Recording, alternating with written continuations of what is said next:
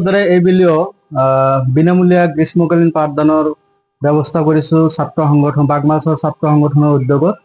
গতিকে আমাৰ ছাত্ৰ ছাত্ৰীসকল এই গৰমৰ বন্ধত ঘৰতে বহি নাথাকি যাতে এই বিনামূলীয়া পাঠদানত যাতে অংশগ্ৰহণ কৰে সকলোৱে, আৰু অংশগ্ৰহণ কৰি তেওঁলোকে যাতে নিজে লাভান্বিত হয়, আৰু তাৰ কাৰণে আমি যথেষ্ট পৰিমাণে ছাত্ৰ সংগঠনৰ তৰফৰ পৰা কষ্ট কৰি যাম।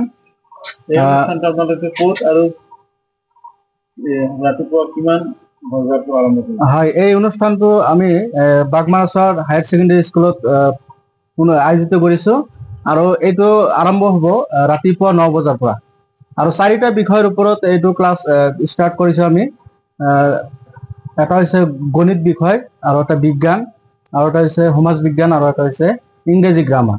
এই 4টা অনুষ্ঠানত হয় অভিজ্ঞ শিক্ষাগুৰু আৰু শিক্ষয়িত্ৰী থাকিব। হয়, আমাৰ ইয়াতে যথেষ্ট পৰিমাণৰ গুণগত মানদণ্ড শিক্ষক শিক্ষয়িত্ৰীসকল আছে। তেখেতসকলে ছাত্ৰ ছাত্ৰীসকলক পাঠদান কৰিব। ছাত্ৰ সংগঠনৰ উদ্যোগত অহা যি গৰমৰ বন্ধ গ্ৰীষ্মকালীন সময়ত আমি বাগমাছৰ ছাত্ৰ সংগঠনৰ উদ্যোগত বিনামূলীয়া পাঠদান কাৰ্যসূচী হাতত লৈছো। আজিৰ পৰা আৰম্ভ কৰিছো। আজি আনুষ্ঠানিকভাৱে উদ্বোধন কাৰ্যসূচী আছিল। আমি সমাজৰ বিভিন্ন ধৰণৰ শিক্ষক ছাত্ৰ ছাত্ৰীৰ লগতে মুৰব্বী সমাজক মাতি আজি আমাৰ গ্ৰীষ্মকালীন পাঠদান কাৰ্যসূচী আনুষ্ঠানিকভাৱে শুভ উদ্বোধন কৰিলো।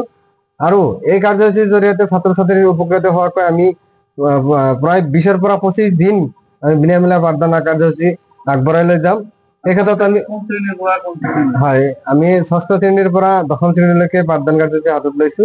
আৰু এই ক্ষেত্ৰত ছাত্ৰ ছাত্ৰীসকলক আমি আহ্বান জনাইছো যাতে আমাৰ এই কাৰ্যসূচীত সৰ্বত্ৰ প্ৰকাৰৰ ছাত্ৰ ছাত্ৰীসকলে যাতে সহযোগ কৰে, আৰু আমাৰ যি প্ৰচেষ্টা এই প্ৰচেষ্টাত সহযোগ কৰি নিজে যাতে লাভান্বিত হয়।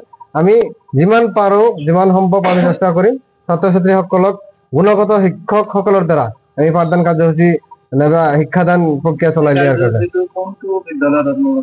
আমি বাগমাছৰ হায়াৰ ছেকেণ্ডেৰী স্কুলত এই কাৰ্যসূচীটো আৰম্ভ কৰিছো।